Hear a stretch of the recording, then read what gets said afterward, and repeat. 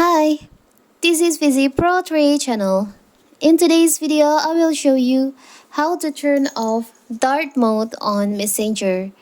Before we get started, don't forget to subscribe and turn on the notification to keep you updated about this channel. So let's go. Dark mode is an increasingly standardized platform that works to both save battery life and reduce a strain. The tool changes the standard white backdrop of website app and backgrounds to a darker color, typically black.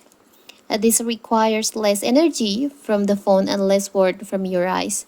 But what if you want to change your dark mode on Messenger into light mode? Maybe you prefer light mode than dark mode. It's so simple. So first of all, of course, we have to open our Messenger. As you can see, my Messenger is on a dark mode. To turn this off, you can just tap on the up left corner, the three lines over here. Tap on the gear icon on here on the settings. And you'll find there is some option dark mode. You can just tap on that. To turn off this feature, you can just tap on off. So your messenger will be turned into light mode like this. And if you want to use system is where your phone and the dark mode, so your messengers will be on the dark mode too. But if you change your settings, your device into light mode, so your